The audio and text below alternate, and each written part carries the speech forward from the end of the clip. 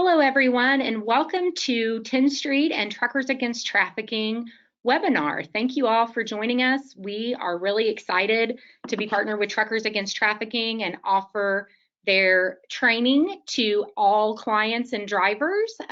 So we're excited to learn more about how you access that and about all the things Truckers Against Trafficking. This webinar is going to be recorded. And so everybody will get the recording within 24 hours. So if you have to hop off early or if you miss something, don't worry, it's all coming to you. And we will have time for questions and answers at the end. So feel free to put that in the chat and we will definitely answer your questions. I am excited to introduce Molly Griffiths. She is the Corporate Engagement Manager for Truckers Against Trafficking. In her role, she helps educate members of the transportation industry about the realities of human trafficking, as well as how they can help eradicate this problem.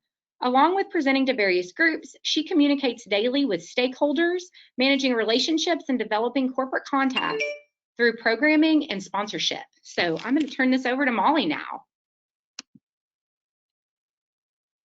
Great, thank you so much for having me today. All right, let's see if I can figure out how to get my slides going. That's always the funnest part. I know. Let's see, I don't see the button. My screen changed.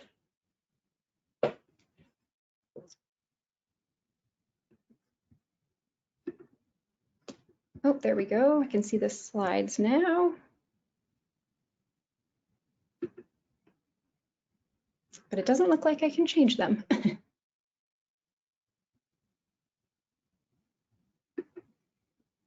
I can just change them for you, Molly, if you just want to say change slide. Okay, sure. Sorry about that. Great, well, thank you all so much for being here today.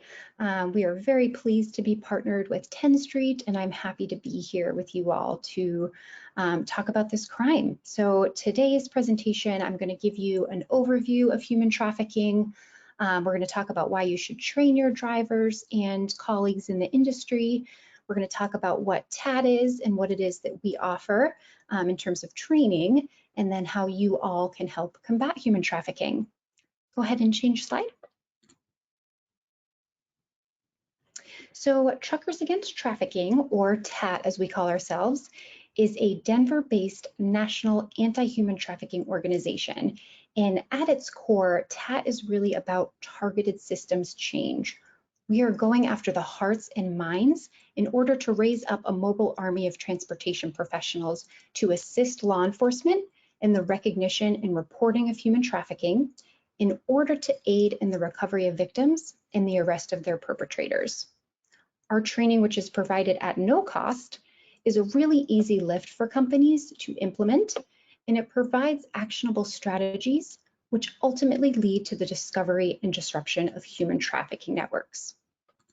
Next slide, please. Now, in name, we are Truckers Against Trafficking, and that is how we got started, but we are actually so much more than that. So in 2019, we celebrated our 10-year anniversary as a nonprofit, and we have scaled dramatically over the years. We are now working in both the bus and energy industries, and we have industry-specific training for both of those industries. We have expanded into Canada, we've replicated our model in Mexico, we've greatly expanded our state-based initiatives program and our law enforcement trainings, and we have grown our shipping partners program tremendously as well. Slide change. So now we're going to talk about what human trafficking is. Now, even though state-sanctioned ownership of another human being is no longer legal, human trafficking is indeed modern-day slavery, as it is the exploitation of human beings through the use of force, fraud, or coercion for the purposes of commercial sex. So think prostitution, stripping, pornography, brothels, most typically pimps, as well as forced labor or labor trafficking. So think sweatshops, agricultural fields, workers not being paid for their labor or being held against their will and forced to work long hours.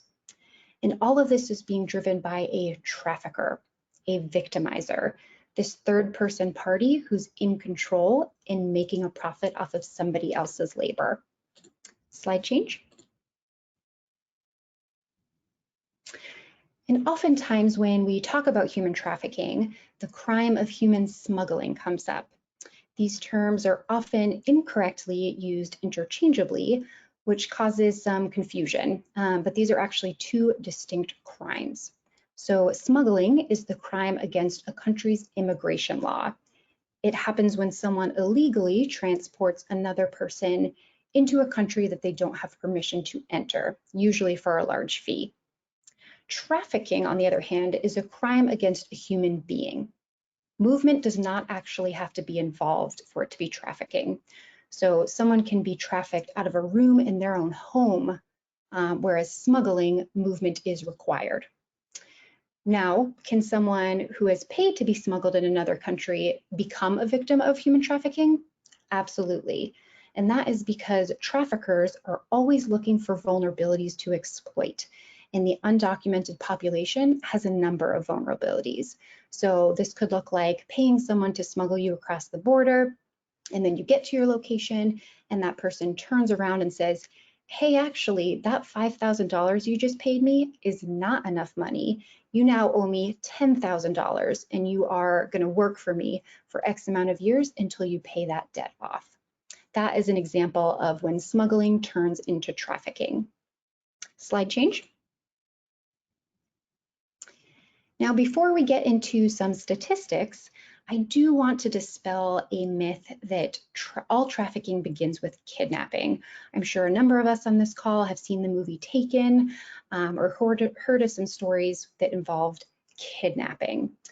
While that can happen, and kidnapping victims certainly do constitute a percentage of trafficking cases, more commonly than not, there's actually some sort of pre-existing relationship between the trafficker and the victim. Whether that's a casual online relationship, whether it's a family member or a friend, or it could be an intimate partner. With child trafficking victims in particular, almost half of identified cases begin with some family member involvement. What we really need to understand is with this type of modern day slavery, there is so much manipulation involved that the traffickers oftentimes don't actually need physical chains or locked doors to keep their victims compliant. They use these three things: force, fraud, and coercion. Now, force is everything you can think of, from one-off beatings to brutal assaults. Victims can be raped, gang raped, forced into drug addiction, mutilated, tortured, knifed, and shot. Fraud consists of false expressions of romantic interest or false employment offers. So this person might promise the victim a fantastic job in a new city, work as a model, and then they turn around and exploit that person into the sex trade. Anytime these false promises or lying about work conditions exist, then fraud is present. But without a doubt, coercion is the most powerful means that traffickers use to keep their victims compliant. So this could be threats to life, threats to safety, threats to family members. It could look like confiscating IDs or controlling money or withholding information about where they are so that the victim is completely dependent on the trafficker. It could look like threats to a young mother that they'll call child welfare services on her and take her child away. Or perhaps it's telling an insecure teenage girl that they're going to post a video of her having sex online for everyone at her school to see if she doesn't do exactly what they say. These are those psychological abuses that are so incredibly powerful. And I do want to point out here that according to the federal definition of human trafficking, force, fraud, and coercion only need to be proved in an adult human trafficking case. Any minor that's involved in a commercial sex act is automatically a victim of human trafficking. And that is true whether she's smiling and appears she wants to be there. That child needs an adult to stand up and do what she cannot. And that's especially true because in some cases, victims themselves don't actually self-identify as victims, right? They may be completely fooled by their trafficker. They may think that this is what love looks like, that one day they will run away with this person and it will just be the two of them living this happy life together. That may seem a little strange to us, but you have to remember just how entrenched these psychological abuses are, and the fact that many victims are young teenage girls and the average pimp is an older male, that this is all too frequent a reality. It is not the fault of the victims. They are targeted and they are manipulated. Slide change.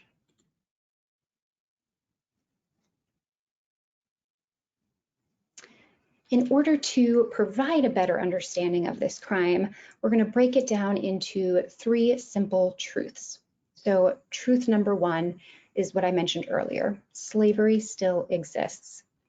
Like I stated, there was at a time once state-sanctioned slavery in our country, and while it's now illegal to own another human being, the realities of this crime shows that human traffickers enslave, torture, and profit off of those victims on a routine basis. Slide change.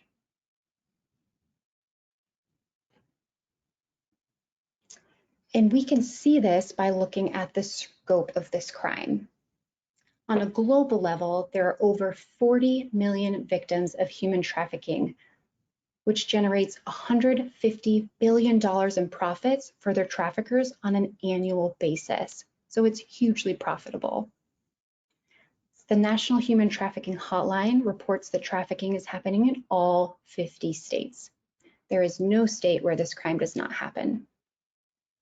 And while there are certainly plenty of adult victims, thousands of children are at risk of being prostituted in the US each year.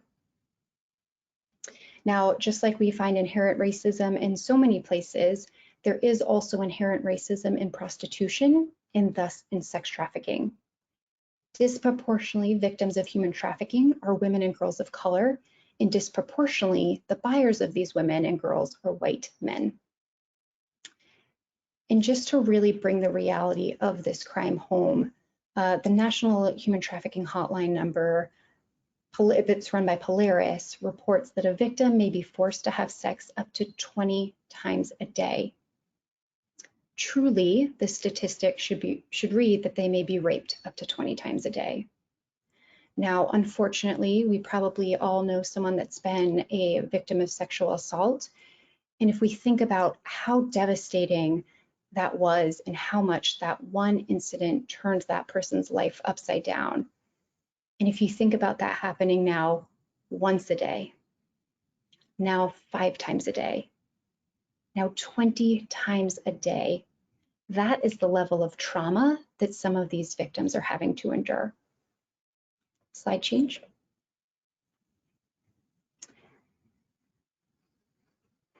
And traffickers prey upon vulnerabilities.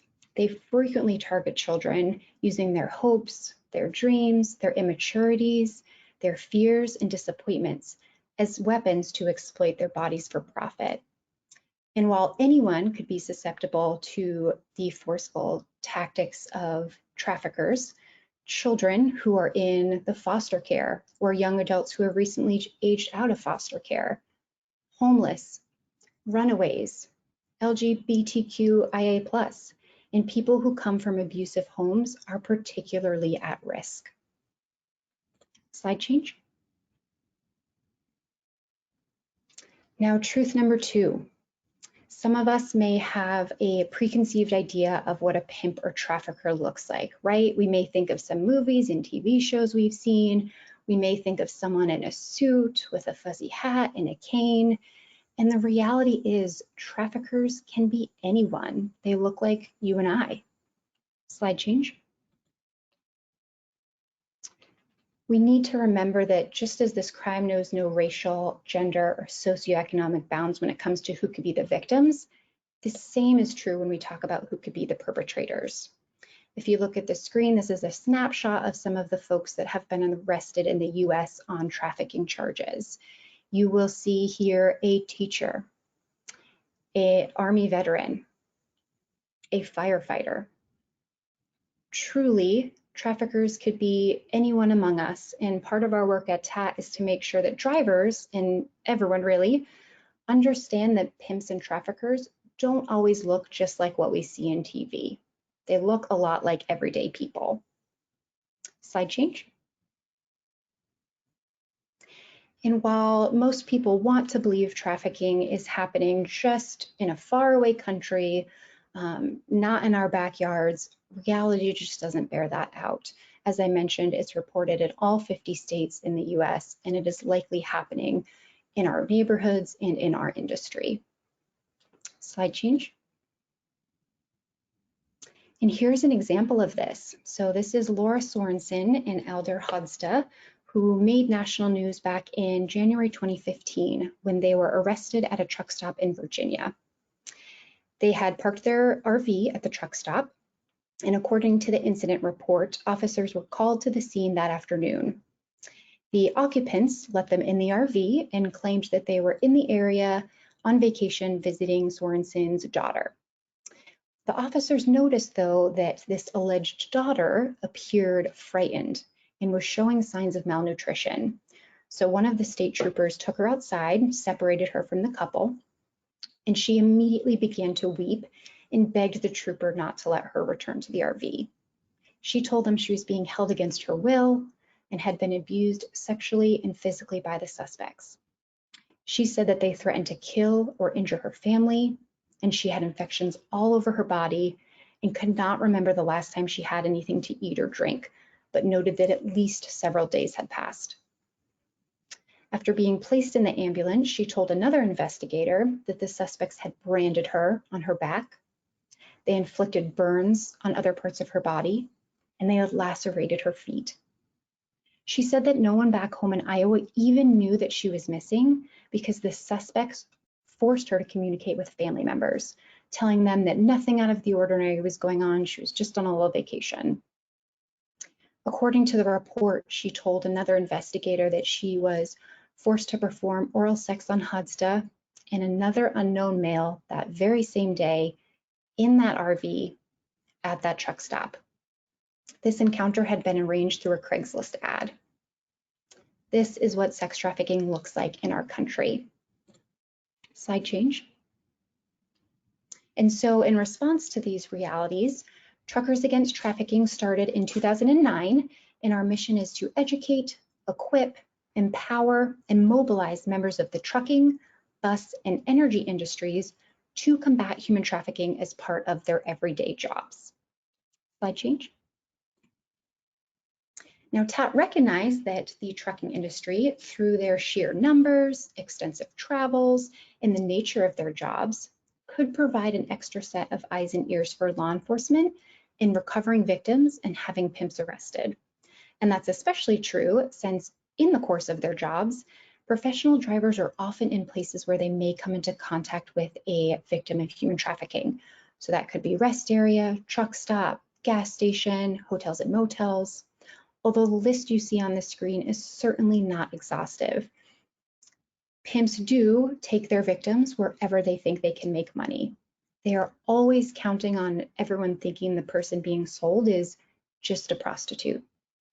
But if all drivers were trained and knew what to look for and how to immediately report it, just think of how many victims would be recovered and pimps arrested. That is really what we're after. Slide change.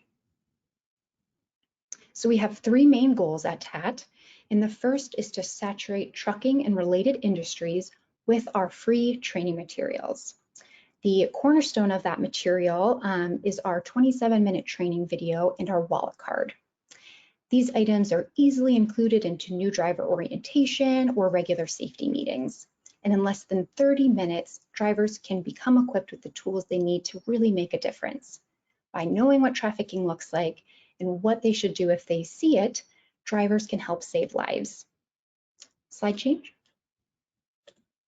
These are some of the examples of our other free training materials. So I'm going to go over our wallet card in a second, which is also in our app. So if you go to your app store, you can just download the Truckers Against Trafficking app, and that has a lot of information right inside it, which is great.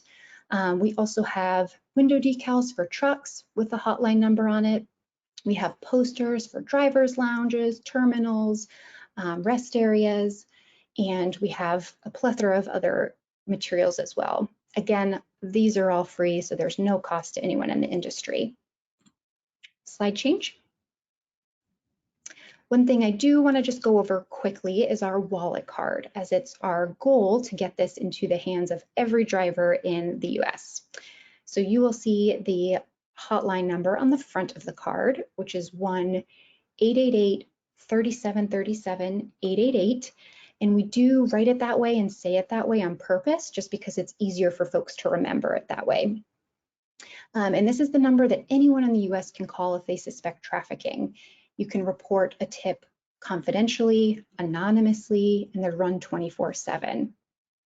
I also want to highlight the warning on the back side of the card to not approach traffickers. So we are not asking drivers to go over there, get involved. That would not only be dangerous potentially to them, but also potentially to the victim. So all we are asking is for the driver to make the call from the anonymity of their cab. We do also ask that if someone sees this taking place at a business though, such as a truck stop, that they tell the management of the business what is happening on their property, as well as make the call. Slide change. Now, when you open up the card, you'll see the basic definition of human trafficking on the left.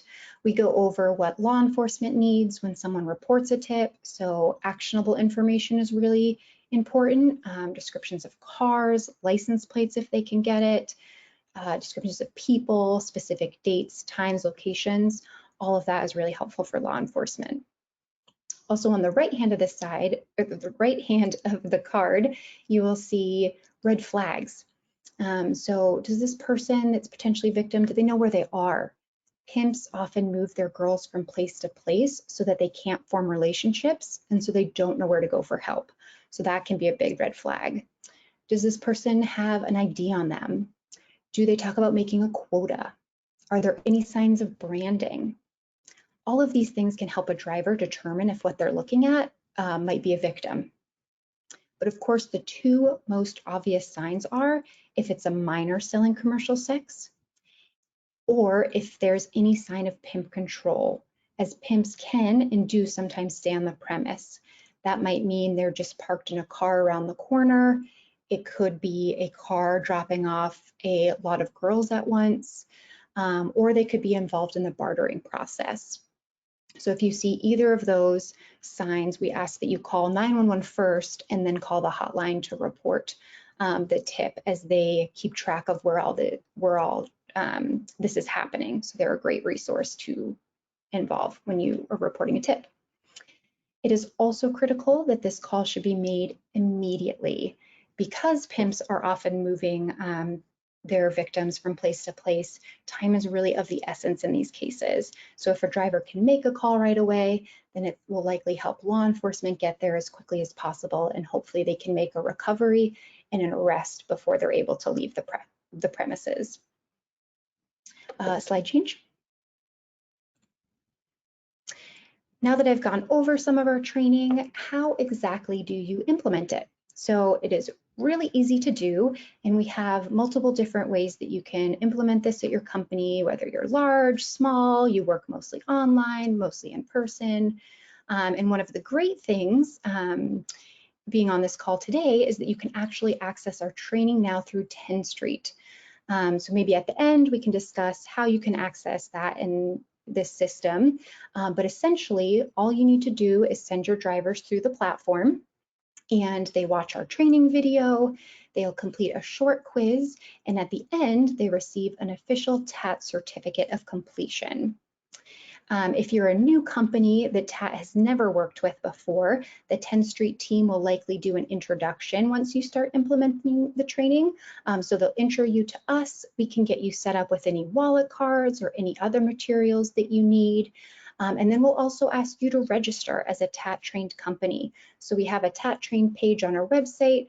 We ask companies who implement the training to just go on there, register with the number of people that they have trained. And that really helps TAT be able to track our impact across the US and Canada. So you can either reach out to us directly, or during that email intro that Marilyn will probably do, we can get you that link so that you can register. Next slide.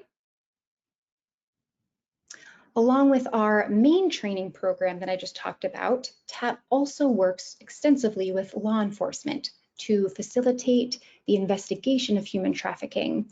And we have actually created models, particularly with State Patrol, called the Iowa MVE model, that are being used in many states across the country. We really believe that law enforcement needs to be partnered with the trucking industry to close loopholes to traffickers. And so we are constantly bringing together federal, state, and local agencies with our key industry stakeholders to do just that during our Coalition Build program. Next slide. And our last goal is to marshal the resources of our partners to combat this crime.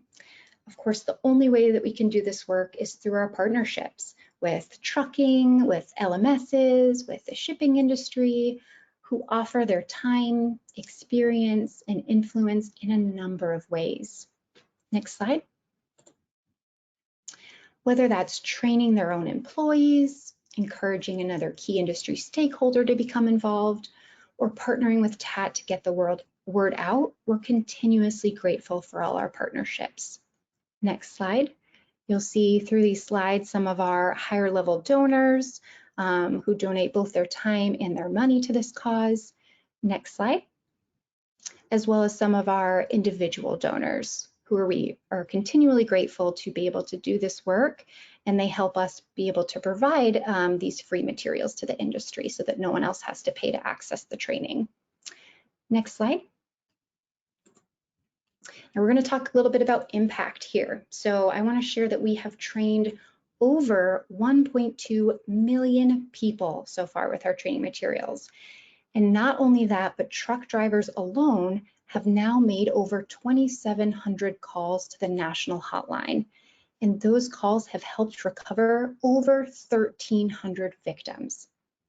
We also know that in the last 5 years, 41% of the cases that truckers have reported have involved minors. And this is just one piece of the data pie. These are only the numbers that we get from the hotline. There's currently no way to really track 911 data or calls made to local law enforcement. And so these numbers are actually likely a lot higher. But even this just brief glimpse shows just how powerful and impactful the trucking industry can be in the fight against this crime. Next slide. And as we're talking about impact, lawmakers and different departments have seen the positive impact that the TAT training has had, and a number of states have now passed legislation or have made administrative rule changes tying the TAT training to CDL issuance and renewal. So usually this is done through CDL schools at the school level, but in Arkansas and Kansas in particular, they actually now require that everyone with a CDL or who's getting a CDL goes through our training. And they have to present a certificate of completion when they go to renew their license. So the certificate that I mentioned in Tenstreet's platform is our TAT official certificate. So if you take the training through there and you have drivers or know people in Arkansas and Kansas, that will satisfy the requirement. Next slide. We also encourage companies who are TAT training to really create a culture at their company that celebrates drivers or their team members who have made the call or who have assisted a victim of human trafficking in some way. We want to make sure you let your employees, your drivers, your colleagues in the industry know that TAT wants to hear these stories. So if you know someone that's made the call, consider nominating them for our prestigious Harriet Tubman Award. It's a yearly award we do with our friends at Protective Insurance. It includes an amazing prize package. You'll see on the screen, they get Indy 500 tickets, a cash prize, and they get to go to a really cool award gala. And it's a great way to really put the trucking and related industries in the spotlight every year. Next slide. Because all of these efforts ultimately bring it back to these men here on the screen and the millions of men and women like them who diligently and safely deliver products throughout the nation. All of the people here are change makers, and they are winners of previous year's Harriet Tubman Awards, and their direct actions have helped change a life. So I'd like to especially call out the man in the top right corner. This is former Conway driver Kevin Kimmel. He now works for CFI, and he happened to be at the same truck stop that Sorensen and Hudster were when they pulled in their RV back in 2015. Kevin noticed some suspicious behavior between the RV and the convenience store. He saw different men knocking on the door, but it wasn't until he noticed a young woman peek her head out, only to be violently snapped back, that he realized something was terribly wrong with this situation. If we go to the next slide, I would love to play a short video clip so Kevin can share his story. Let's see if it works here.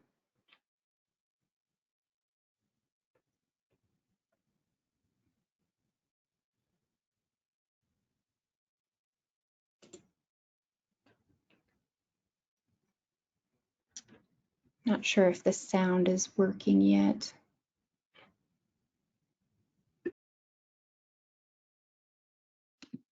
I'm at a truck stop about 40 miles outside of Richmond, Virginia to take my 10-hour break. So I was filling out my paperwork, and 2 slots over there was an RV. This one was back in the truck lot, and it didn't look typical. It was kind of beat up, had black curtains. I saw a middle-aged man walk out and knock on the door. Well, the door opens, he goes in, and I'm still filling my paperwork out. And I looked over, and then I saw what looked to me to be a young girl look out. And then she vanished. Like she was pulled away from the window and the curtain was pushed back over. And I thought, you know, this is a bad situation here. Nothing was reminding me of what a family situation would be. And I thought about it another couple of minutes, and I said, you know, this could be something pretty ominous. And so I just got the smartphone out, gave him a call and told him where I was and what I thought might be going on. And not 5 minutes later, 2 sheriff vehicles and 2 state troopers pulled in. And from there, and unwound. I feel real good about being able to put 2 people in prison that don't need to be out floating around.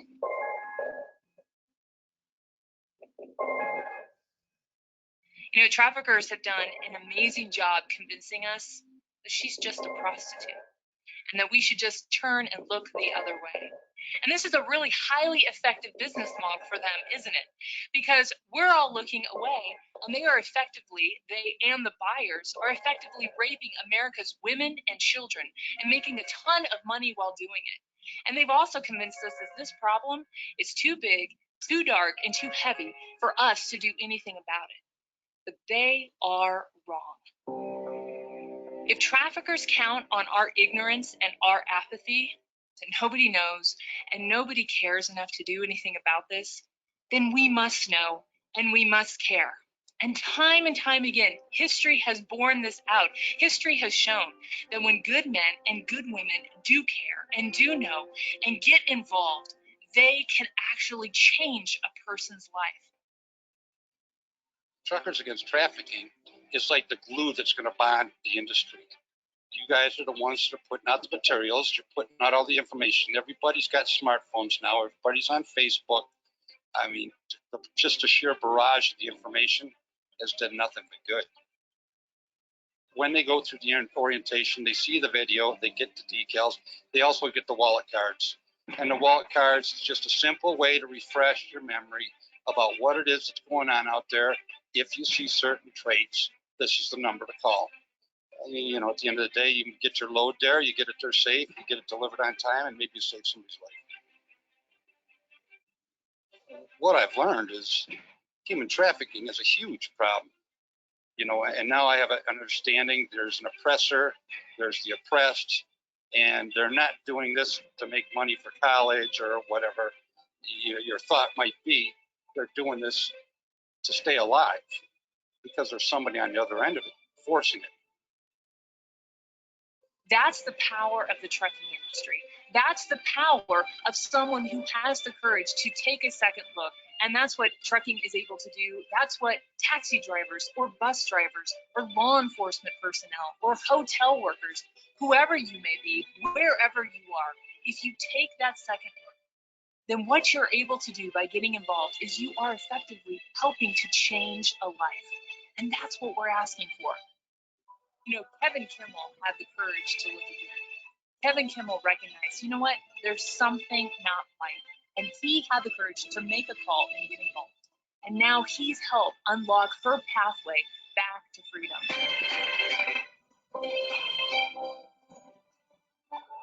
No matter what it may look like on the outside, no matter what it may seem like that moment in that parking lot or wherever you may be, that person is a human being. She's so much more.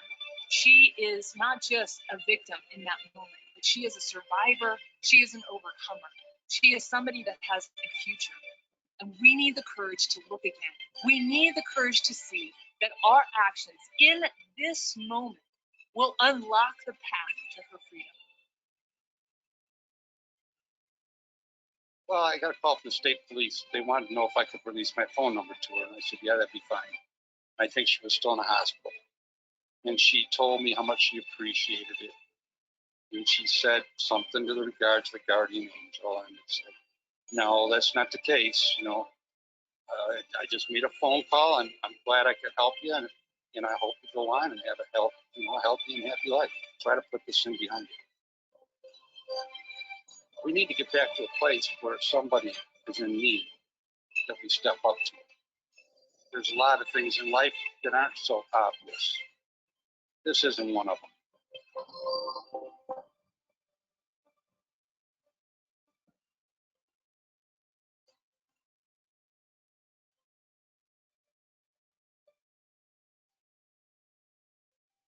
My name is Kevin Kimmel, and I'm a trucker against trafficking.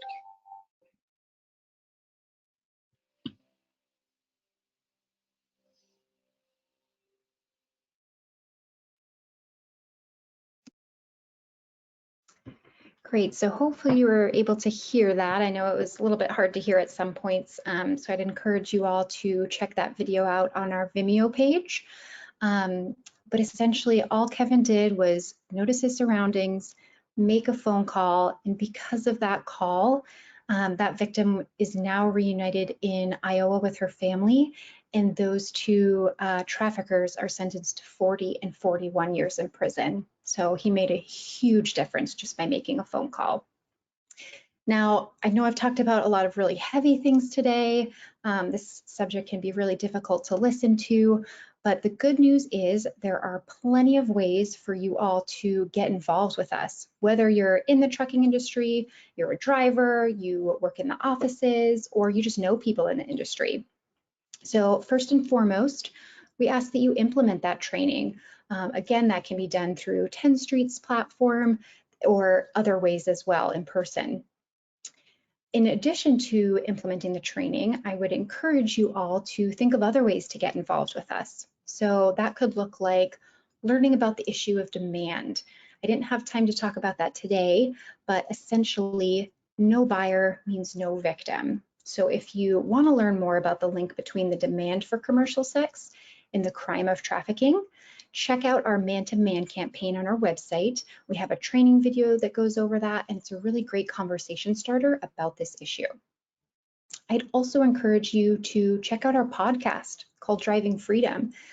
This podcast is aimed at drivers, but it's a really great tool for anyone in the industry, especially if you find yourself traveling a lot. We have great guests on there from the transportation industry. We have survivors of sex trafficking. We have law enforcement on there and others. Another really great way to keep this issue at the forefront of people's minds is to share our quarterly training touches.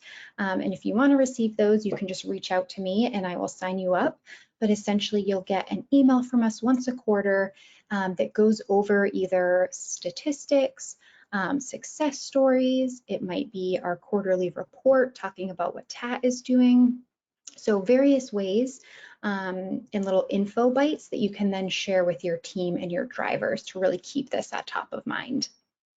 You can also volunteer with us. We have ways you can do that through events or through truck stop outreach. You could support us financially through corporate sponsorship, employee fundraisers, or becoming an individual donor. You could have your company adopt an anti-trafficking policy.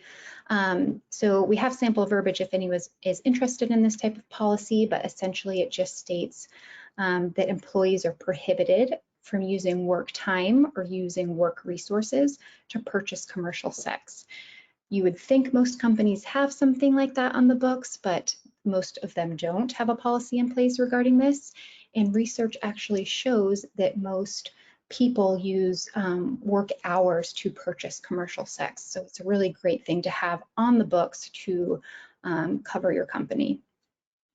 And finally, I would really encourage you to take this message home to your friends, your civic groups, your churches, your gym buddies, anyone in your sphere, especially your kids.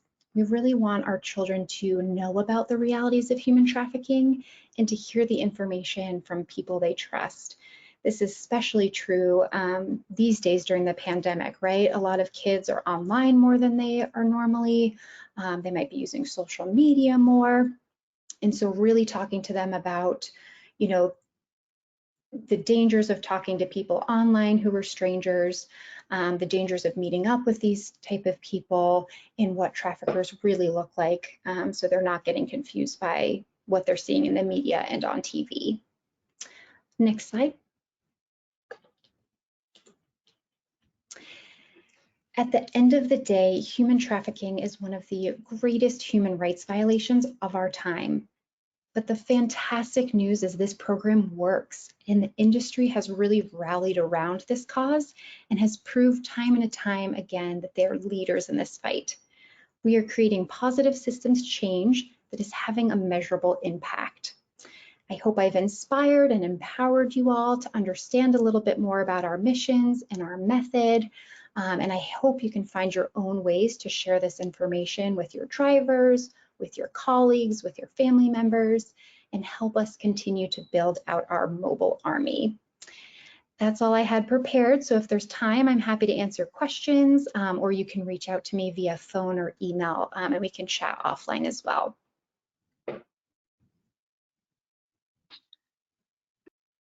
Thank you, Molly. Yeah, no questions have come in yet. So if you guys have any questions, yeah, please enter them here. And I'll just follow up on what Molly said. That video is so inspirational. And so if you're ready to implement this, all drivers through the Driver Pulse app can become trained on their own through Truckers Against Trafficking. As Molly mentioned, they will get that certificate. It's in their Driver Pulse app, so they can send it to you at a company or they can show it to the DMV. And if you're interested at a company level in implementing this program and you use our system as your LMS, your account manager can add that for you. So all you need to do is reach out to your account manager and let them know you want the Truckers Against Trafficking training. If you use our LMS, and they'll get it added for you. And if you want more information about our LMS, you can reach out to your account manager or your advisor. And so thank you guys so much. This is such an important topic, and Tenstreet is just really thankful to be partnered and help train drivers and everyone alike in the trucking industry that we can on this problem. So with that being said, if nobody has any questions, still nothing's come in, we will give everybody 15 minutes of their day back. And I know all of us have plenty of work to do. So thank you, Molly, again. Thank you, Truckers Against Trafficking. And thank you, everyone, for joining us this afternoon. Thank you all so much. I really appreciate it. Bye, everyone.